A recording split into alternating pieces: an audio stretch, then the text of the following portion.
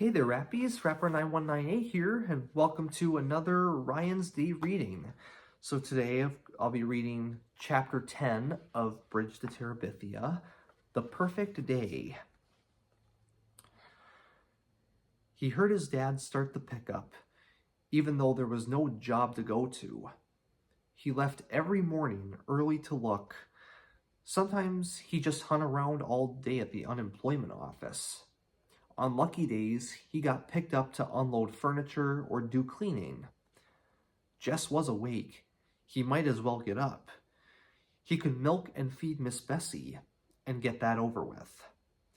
He pulled on a t-shirt and overalls over the underwear he slept in. "Where are you going?" "Go back to sleep, Maybelle." "I can't. The rain makes too much noise." "Well, get up then." "Why are you so mean to me?" "Will you shut up, Maybelle? You'll have everyone in the whole house woke up with that big mouth of yours."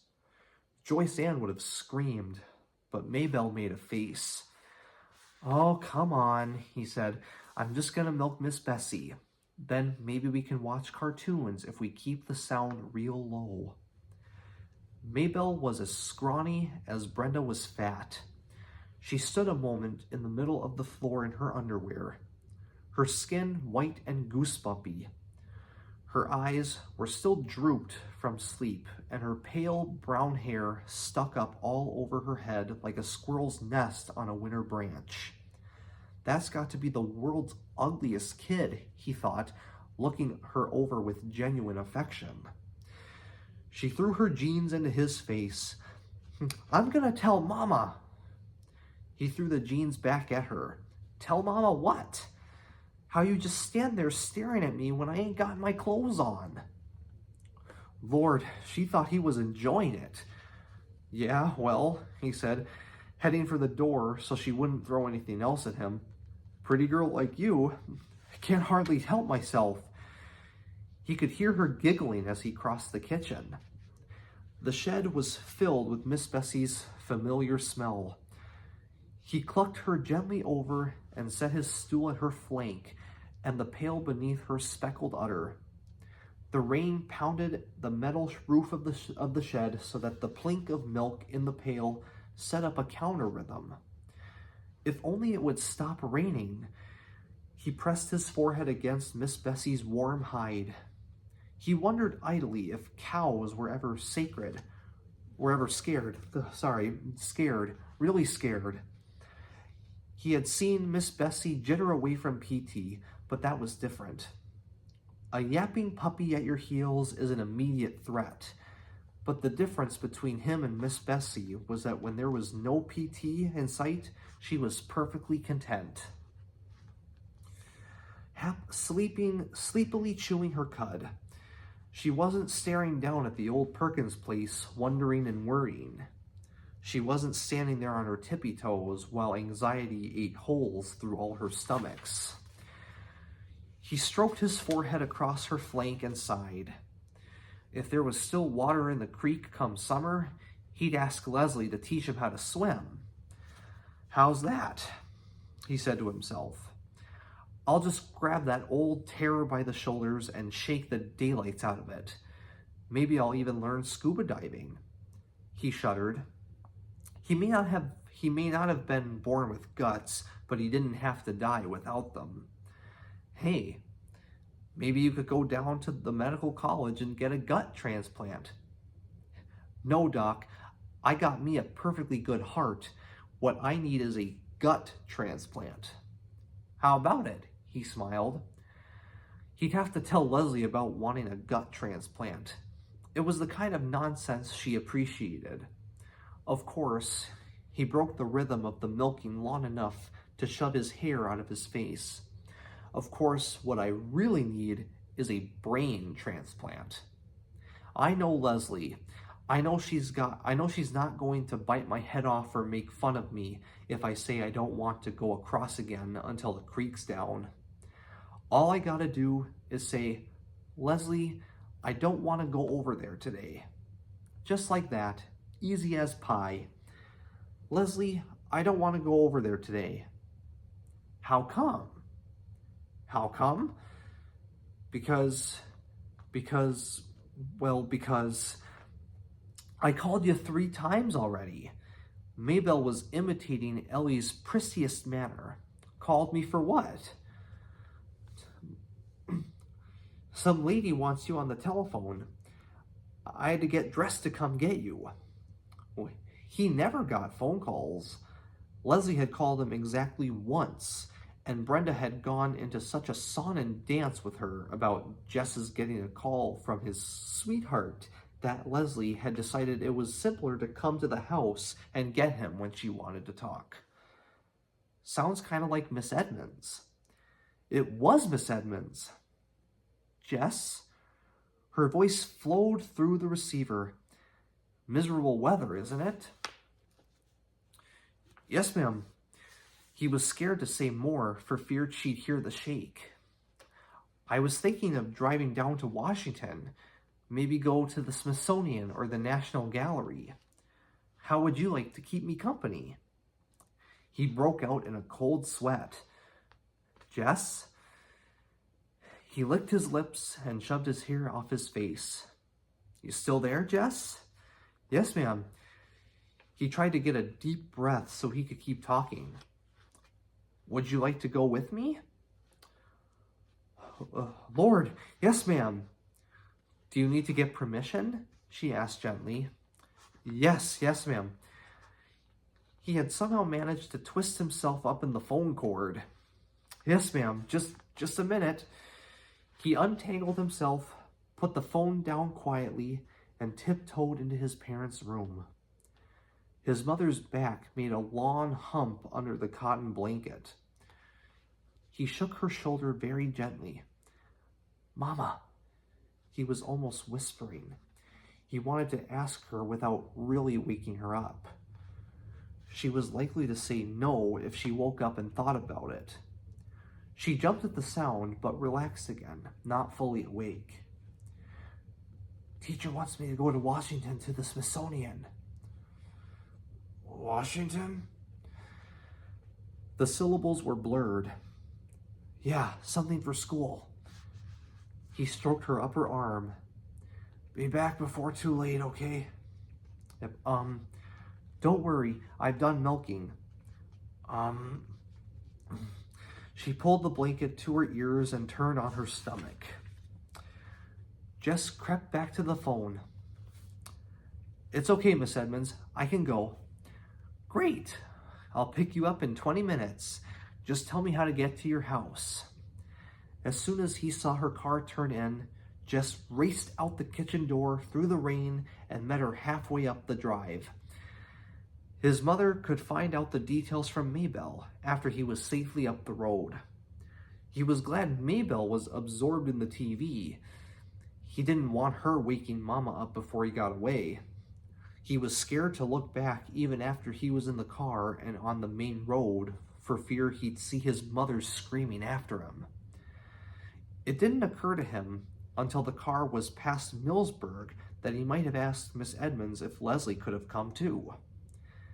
When he thought about it, he couldn't suppress a secret pleasure at being alone in this small, cozy car with Miss Edmonds. She drove intently, both hands gripping the top of the wheel, peering forward. The wheels hummed and the windshield wipers slicked a merry rhythm.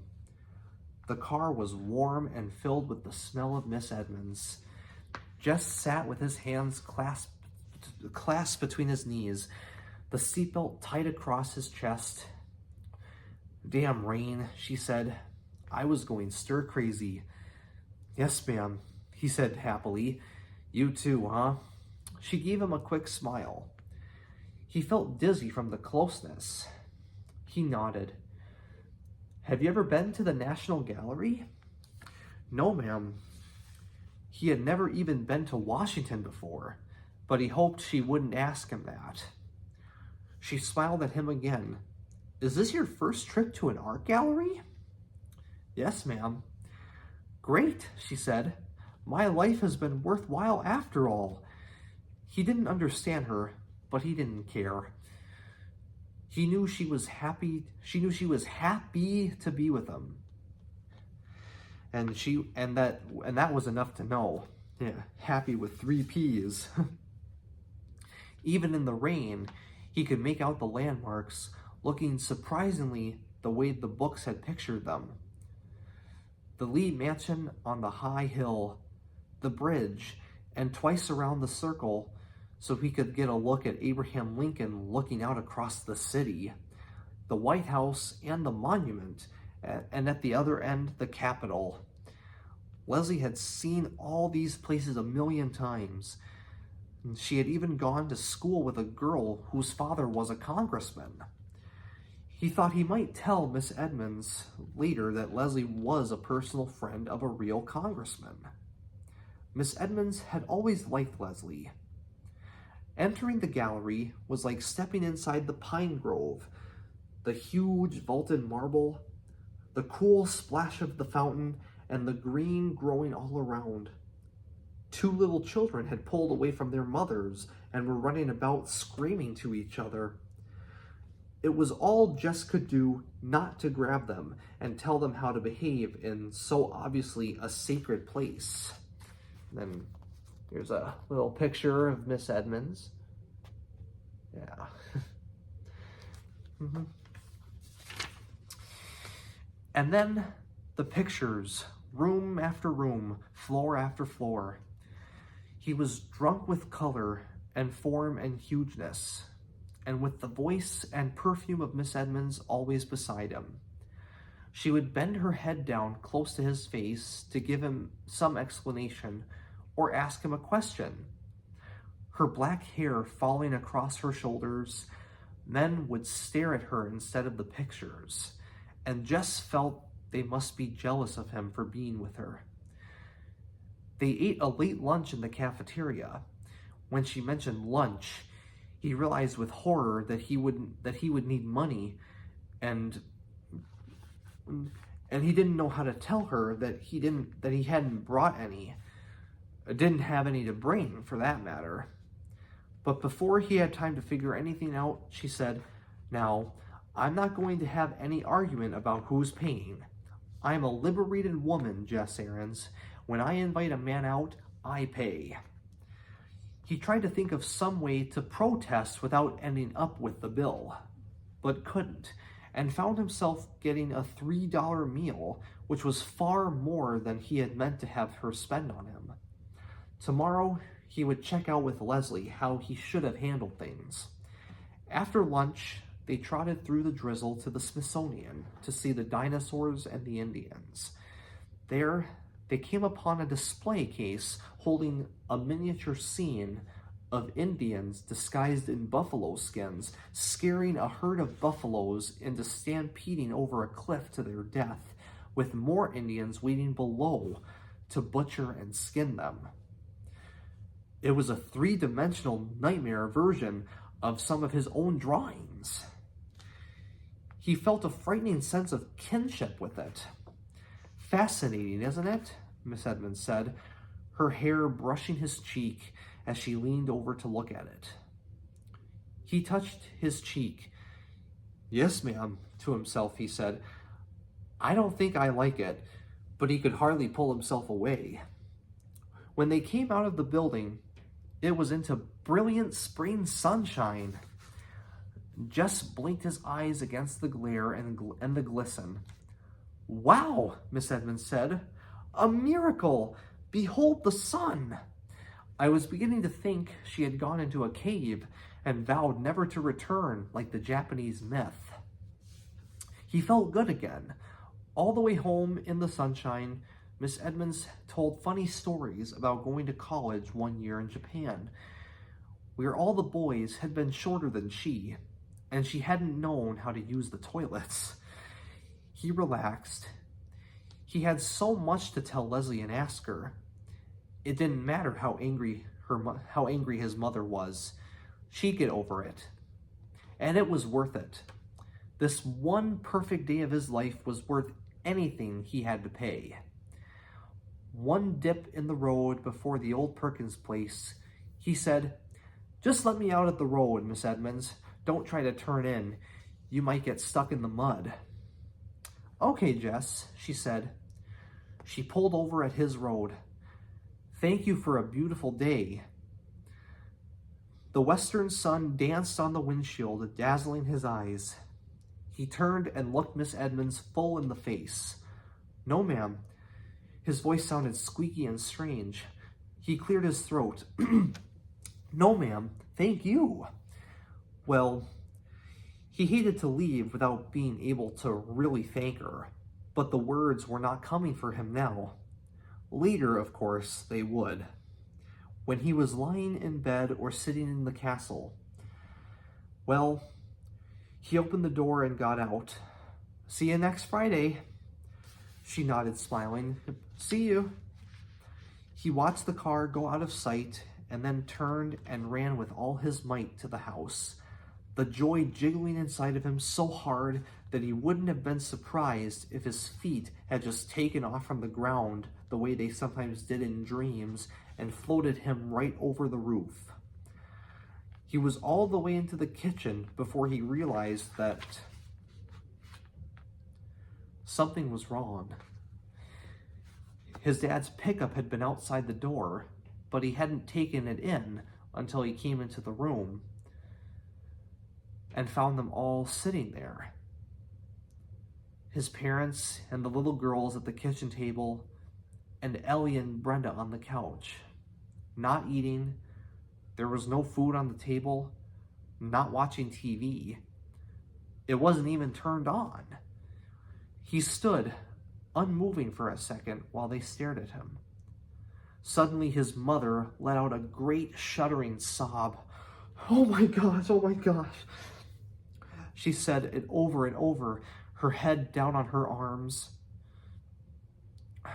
His father moved to put his arm around her awkwardly, but he didn't take his eyes off Jess. "I told you he'd just gone off somewhere," Mabel said quietly and stubbornly, as though she had repeated it often and no one had believed her. He squinted his eyes as though trying to peer down a dark drain pipe.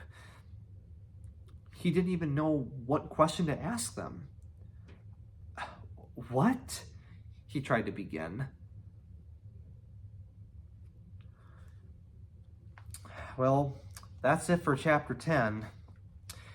And then we'll stay tuned for next time when we go into chapter 11, titled No!